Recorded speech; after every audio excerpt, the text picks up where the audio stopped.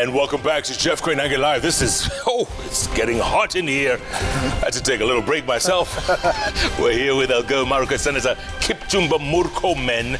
We're supposed to have Mutula Kilonzo, Makwene Senator, in the House. He didn't show up, but we're still talking politics. You know, the show must go on. And Senator, let me ask you this. You're in Jubilee. Yes. But then you hold what you called UDA parliamentary group meetings in Karen. Explain to someone like me who doesn't understand any of this. What does that mean? It just means that we are in the sunset years of our days in Jubilee. And we are moving to a new dispensation. Jeff, we're having that situation, and I really agree and sympathize with your position and many Kenyans. But it is not because of our making. It's because we have to do what we have to do.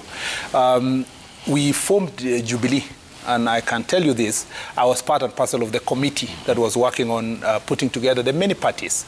And we conglomerated many parties. Norway Kesa and Kiraitu Murungi worked together as our co-chairs, brought together all the parties. We removed those parties and formed Jubilee. And then the president promised that we are going to build a party that will be strong even in 50 years. Then, you know, at some point we were borrowing ideas from Communist Party and all other parties that have survived a longer period. We even used to question, how can we borrow ideas from Communist Party? But we said, how did Communist Party survive a long period of time? That is those are some of the ideas and the economic credentials of the Communist Party and so forth. We borrow others from US parties like the Democrats, Federal, Democratic Party and the Republican Party in the US, among others. And we asked ourselves, how can we build a long party? Unfortunately, Jeff, just after 2018, and all these problems have come after 2017, you know very well that we've never held a PG party. The last PG meeting was when the president was seeking re-election before October, and then the first and the last.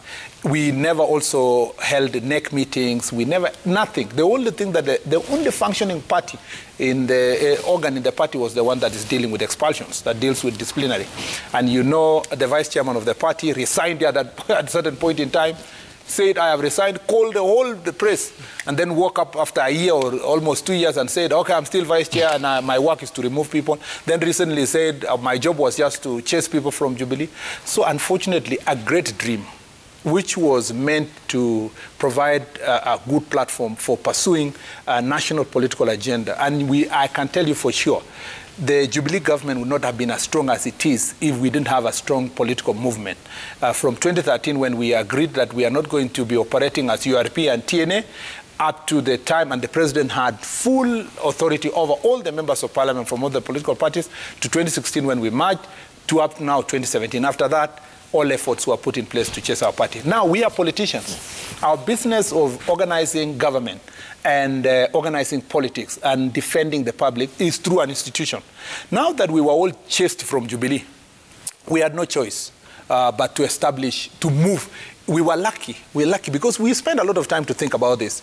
We said there is this party called PDR that is already in coalition and government with Jubilee, which has a deputy majority leader in the Senate, and the rest, you know, in various committees. So we asked ourselves, the best thing to do at the moment is to take a leave from the Jubilee and join this other party that is already within this administration and arrangement of this administration, so that we have room to organize ourselves for future. Does that mean you're still all part of Jubilee then?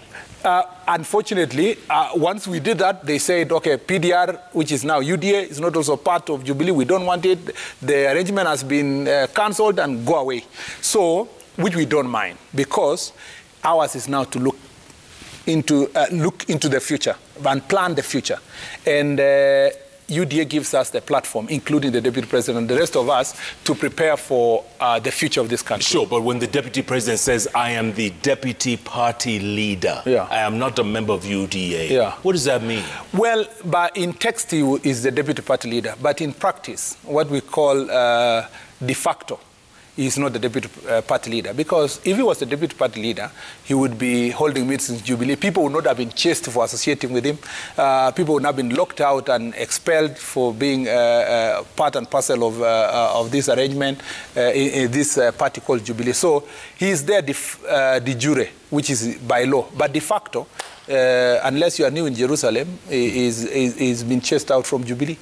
He's actually lucky that he's deputy president by protection of the constitution. Otherwise, you know what all these people would have done to him, who are now saying he should resign. What would resigning mean to you, to UDA? What would it mean? Resigning in terms of? Yes. Walk away from Jubilee. And resign. Yes. So and continue with UDA. There is nothing we are going to do there now that we can't do now. Nothing. By being in Jubilee at the moment, I can resign today and go to Elgeyo Marakwet. I'll be elected. I'll be re-elected and come back. Because those people understand the situation that Jubilee has put me, they would still re-elect me to finish my term. But there is nothing I achieve by resigning today and go to Elgeyo Marakwet that I don't do now when I'm still this senator elected in Jubilee. So you still have the comforts of being under the Jubilee Absolutely. umbrella? I have comfort of being under the Jubilee, but I have also a comfort of defending the interests of the people of Kenya and for my own people, and performing and functioning in the Senate without being expelled. Because, you know what, it's very interesting. Those of us who are called Tanga, which was an insult by itself. Why is that an insult? I mean, you know, you can't tell your deputy president and a Tanga. But for us, we took it positively. So for those of us who have been called Tanga, we moved from a Jubilee party to a sister party of Jubilee. But our friends who remained the Kieleweke, moved from the same Jubilee to ODM. So the president now is organizing and campaigning for his project, who is a party leader of ODM. Now, if the president himself, the party leader, is now campaigning for an ODM presidential candidate, which is his project now, he has gone to pick Wiper. He's put them there. That's why Kalonzo is being sent left, right, and center to utter insults that are unknown to Kalonzo. He tried Mudavadi. I see Mudavadi has tried to remain steady. Of course, Kanu, you can't even count Kanu because your fingers in one hand cannot count members of parliament of Kanu. So if you talk about the president moving to ODM and us moving to UDA, who has committed greater offense? The president himself is actively campaigning. In fact, it is through President Uhuru Kenyatta that we learned the other day that he told us in his interview that Raila Odinga is running for president, and he has announced he's running for president, and he will still run for president. So I wonder, these meetings that happen in Mombasa all the time, arranging these people, I suspect, by the way, Jeff, and I hope I'll be proven wrong, I suspect Kalonzo has accepted to be running mate of Raila Odinga. And he's going to... Again? Yes, he's going to DCI today as a pointer to that direction. Tell me something. Yeah. The handshake. Yeah. This is what really messed up the relationship. No. Come on, let's I don't think the handshake by itself as a concept was a bad thing. And I don't think it was how it was presented initially, that it was bringing people together so that we can discuss things that affect our country through a 90-point agenda. I don't think it was a bad thing. The unfortunate thing is that the sweeteners that were in the handshake, you know, these things of, we want to fight corruption, we want to assist the youth, we want to give more constituencies and give people bursaries and give more money to counties. Those sweeteners were basically a facade, which was meant to hide the poison. The real poison in that handshake was to change the constitution to create an imperial president, to undermine the authority of parliament and the judiciary, and as part of the real deal within all this convolution is to fight William Ruto not become president. And now the motive why these people were fearing the deputy president to become president, it will be known in fullness of time. By the way, Jeff, I found it funny today when Kalonzo went to DCI, okay? He went and, first of all, he invited himself to DCI. Okay, they arrange with DCI guy. He comes there, pretends that he doesn't know what he's going to do. Okay, but he's working with already written statement, to attack the deputy president. So he walks there, and then comes Kalonzo Musyoka is the only Kenyan. For those who have died and those who are alive, the only Kenyan who has been given certificate of clearance from a criminal investigation by DCI. Ordinarily, the legal process is this. If you are accused, and the DCI is investigating you for corruption, or for crimes, whatever crimes it is, that file is sent to DPP. It's DPP now who will say this file has been closed. I've received recommendation from DCI that so-and-so was being investigated and no prosecution will ensue. Now, Kalonzo knows very well that land matters are investigated by National Land Commission, and matters of corruption of the nature that is committed would have been better be dealt with EACC. He knows that the DCI has no power to write a letter to clear him. But because his main agenda was not just the clearance, was to attack the deputy president, he walks there, gets a fake clearance certificate, something unknown to law, and then goes to his office to read a statement which says, I am not corrupt. It is William Ruto who is corrupt. It is not a defense to go and attack another person if you have been accused of a corruption. I would have been sympathetic a little bit to Kalonzo. But let me tell you this. If he came out of there and said, I am not corrupt, and these are the reasons why I'm not corrupt. But like I told you earlier, there's no such thing as political enemies, and Kalonzo could end up being Deputy President William Ruto's running mate.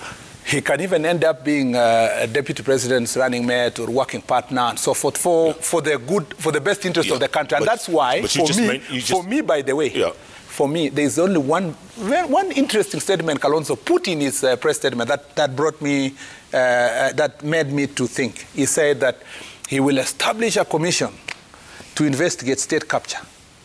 Jeff, does Kalonzo know what is state capture? Does he know about the Guptas of South Africa? Tell me something. Does he know that? Okay. Do you trust? I want just to ask you a question. Do you trust Kalonzo to investigate? It's not up to me. It's up to Kenyans. No, I'm saying, do you trust Kalonzo to investigate his current sponsors? By the way, if he becomes Raila's deputy, who becomes Ruto's running mate? Whoever becomes Ruto's running mate will be decided by the party. Okay, when the time comes. But you just said Kalonzo will be Raila's running mate. Now you just tell me. No, because they have an existing arrangement. Ruto has never run for president before.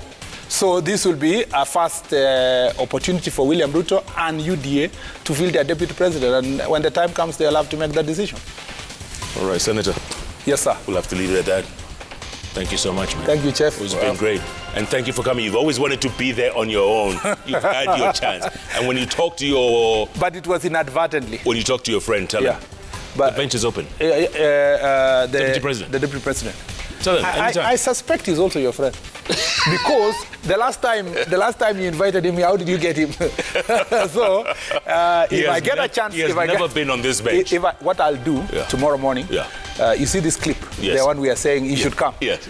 Just cut for me and send to me. I'll forward to him and tell him you are being sought publicly by JKL. I'm Nagani, my friend. Yeah, I'll tell him, and I'll tell him, you never know, Jeff might vote for you.